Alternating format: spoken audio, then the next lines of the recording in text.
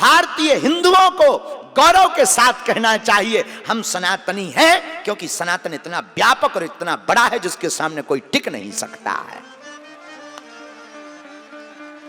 और दूसरी बात, सनातन धर्म के सामने तो टिक ही नहीं सकता, लेकिन अब भारत में ऐसा समय आ रहा है कि अब सनातनी हिंदुओं के सामने भी नहीं कोई टिक सकता है।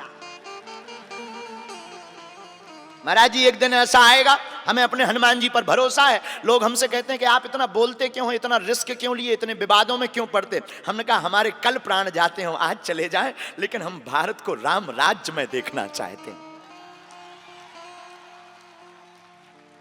क्यों? लोगों को लगता होगा कि ये बातें क्यों करते हैं। हमारे हृदय में पीड़ा ये है, कोई हमारी रामचरितमानस पर उंगली ना उठाए, कोई हमारे हनुमान जी पर उंगली ना उठाए। हम चाहते हैं तुम लोगों की आंखों में आंसू ना रहे।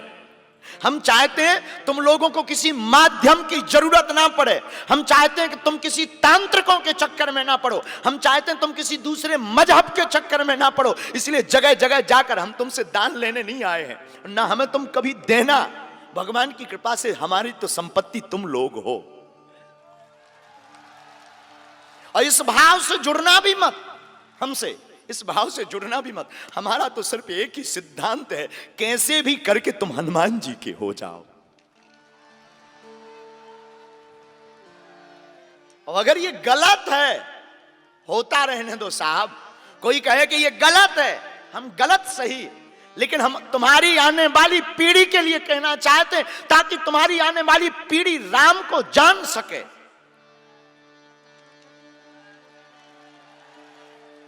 आने वाली पीढ़ी रामचरितमानस पर गौरव करे। तुम्हारे आने वाले बच्चे, मैं प्रार्थना करूंगा, अपने बच्चों को संस्कार जरूर देना चाहिए। प्रत्येक माता पिता को अपने बेटी और बेटा को रामचरितमानस पढ़वाना चाहिए। हमें औरों से सीखना है, वो एक दिन सम्मिलित होते हैं, हमको भी मंगलवार को सम्मिलित होना चाहिए। किसी को मारने के लिए नहीं, दंगा के लिए नहीं, आत्मरक्षा के लिए, अपने सनातन संस्कृति के प्रचार के लिए। और ये काम हमारे हनुमान जी से सीखिए। आहा, देखो हनुमान जी के पास बल है तो सदुपयोगता भी है।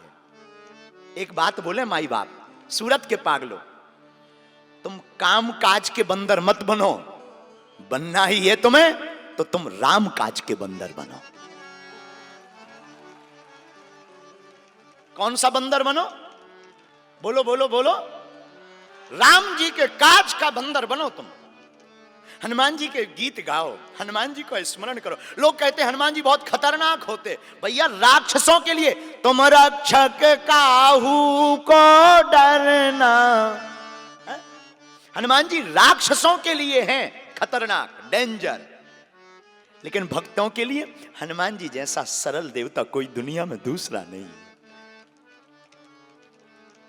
किसी के पास, यहां बैठे लोगों के पास, किसी के पास दिमाग है, किसी के पास पद है, किसी के पास धन है, किसी के पास बल है, लेकिन बहुत लोग ऐसे हैं जो उस पद का, बल का, धन का सदुपयोग नहीं करते।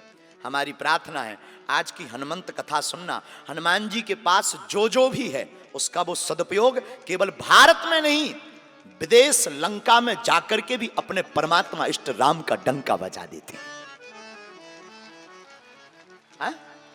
राम जी के नाम का डंका कहां बजाया हनुमान जी ने? बोलिए जरा, कहां बजाया? लंका के आदमी इतने खतरनाक, लंका में काट रहे थे मच्छर। मच्छर जानते हो अंग्रेजी में क्या कहते? मॉस्किटो। अब जो भी हो तुम अपनी अंग्रेजी मिला लेना। लंका में राक्षसों को काट रहे थे मच्छर। अब राक्षस तो राक्षस, एक राक्षस बोलो क्यों भाई अलाउट नहीं ले आए, दूसरे बोले अलाउट बढ़ा गई, सूरत वालों ने ले ली। तो तीसरा बोला क्या करें, मच्छर काट रहे। चौथा बोला एक काम करो, पॉइजन पियो। बोले उससे क्या होगा? बोले मच्छर काटेंगे, मच्छर मर जाएंगे, खून में जहर होगा। पूरे राक्षसन ने पॉइजन पी लाओ, जहर। हुआ क्या? मच्छर काटने के मरने के पहले खुद ही पति गए हो, काम हो गया। बोलो सीताराम। तो राक्षस कैसे? राक्षस तो मूर्ख, लेकिन मूर्ख राक्षस भी अपने लंकाधिपति रावण के लिए मरने मिटने को तैयार हैं। लेकिन धन्य है वीर बजरंगबली, हनुमान जी महाराज ने अपने बल का सदुपयोग लंका में जाकर किया और रावण की मूंछ को अपनी पूंछ से उखाड़ कर फेंक दिया। इसलिए हनुमान जी के लिए लिखा, रामदूत अतुलित बल धामा, रामदूत अतुलित बल धामा, रामदूत अतुलित बल धामा, रामदूत अतुलित बल धामा, अंजनी पुत्र पवन सुत नामा, अंजनी पुत्र पवन सुत नामा, अंजनी पुत्र पवन सुत नामा। अच्छा, हनुमान जी क्या है? हनुमंत है भगवंत। देखो, समस्याओं का जब ना हो अंत, तब जीवन में मिलो किसी संत, और जब जीवन में आ जाते हैं संत, तब फिर कृपा कर देते हैं हनुमंत।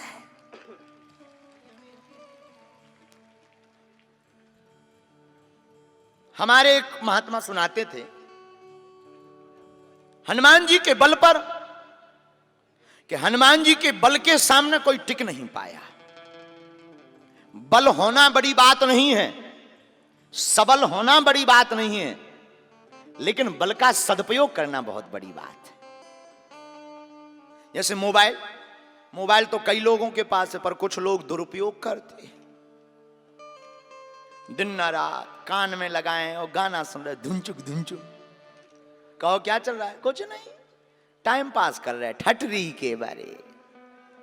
मोबाइल से जो तुम टाइम पास कर रहे हो, एक काम करो, भगवान की कथा सुनो। मोबाइल का भी सदुपयोग हो जाएगा, डाटा का भी सदुपयोग हो जाएगा, कान भी पवित्र हो जाएंगे। लेकिन नहीं। अच्छा, हमने आदमियों को देखा, आदमी बहुत खतरनाक होते हैं। गंदी बातें करवाओ सो रात भर नींद नहीं आती। रामायण की बात करो, भागवत की बात, गुरुजी हमारा तो सिर दर्द कर रहा है, ठटरी के बारे, फटो नहीं जा रहा।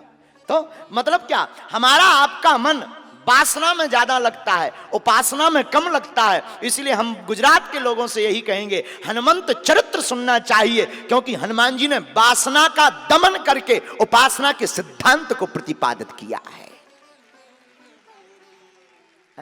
धन्य है वीर बजरंगबली, धन्य है हनुमान जी, जिन्होंने उपासना की सिद्धि बताई।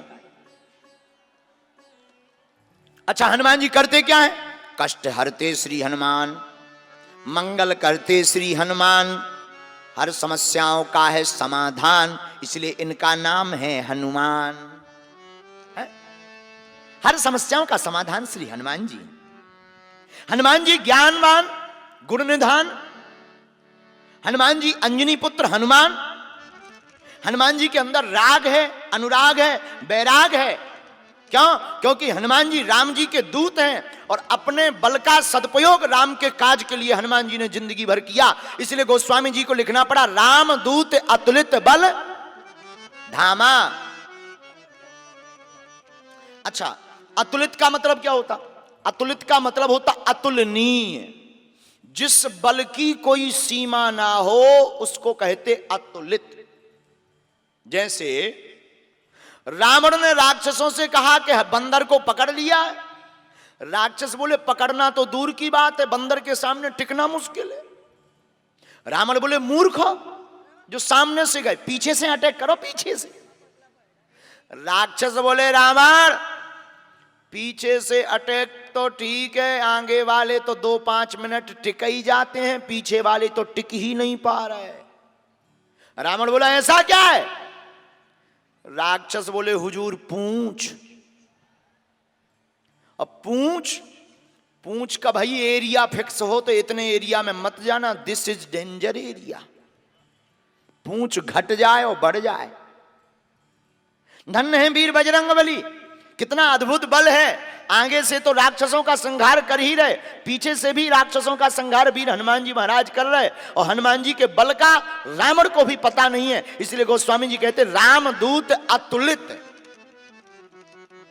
बल धामा। बल तो है, धामा मतलब धाम माने होता है मकान। हनुमान जी से किसी ने कहा कि आप तो अतुलनीय बल के धाम हो, आप तो बहुत अच्छे हो, आपको बहुत बल है, कैसा लग रहा? हनुमान जी बोले चुप रहो, हमारा कोई बल नहीं है। फिर किसका बल है? अरे हम तो हैं मकान, हमारे जो मकान मालिक हैं ये उनका बल है। हनुमान जी ने कहा अच्छा? लोगों ने कहा अच्छा? हनुमान जी बोले बिल्कुल। हनुमान जी से किसी ने पूछा एक बात बताइए, अतुलित बल धामम तो आप हैं, फिर आप ऐसा क्यों कह रहे हैं कि हम मकान हैं? हनुमान जी बोले पहले ये बताओ, मकान की क्षमता होती है या मकान मालिक की क्षमता होती है? बोलिए, किसकी क्षमता होती है? आदमी मकान से डरता है या मकान मालिक से डरता है?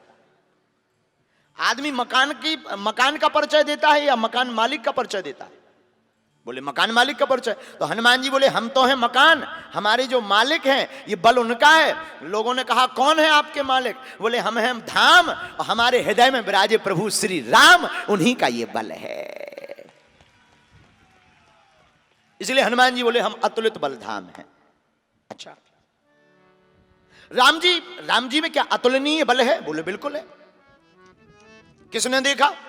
बोले जिसने देखा उसकी कथा सुनो। इंद्रपुत्र जयंत, इंद्र का बेटा था जयंत। जयंत ने राम जी का बल देखा। एक बार भगवान राम माता जानकी जी का श्रृंगार कर रहे थे, फटिक शिला पर बैठे बैठे इंद्रपुत्र जयंत का दिमाग खराब हो गया। ये भगवान है जो श्रृंगार कर रहे हैं। कई लोगों को भगवान, हमने कल बताया था ना दरबार में, कई लोगों को भगवान में भी पत्थर दिखाई पड़ते हैं, परंतु भक्तों को पत्थर में भी भगवान दिखाई पड़ते हैं। जैसे कई लोगों को भगवान राम काल्पनिक नजर आते हैं, लेकिन हम लोगों को जो कह रहे हैं वो काल्पनिक नजर आ रहा है। अपनी अपनी दृष्टि है, जो जैसा देखता है। एक व्यक्ति चला जा रहा था मोटरसाइकिल पे, मोटरसाइकिल की नेम प्लेट नहीं थी। हमसे एक व्यक्ति बोला देखिए देखिए देखिए गाड़ी में नेम प्लेट नहीं है। हम कहा तुम्हें गाड़ी में नेम प्लेट नहीं दिख रही, हमें तो उस आदमी की भी नेम प्लेट नहीं दिखा रही।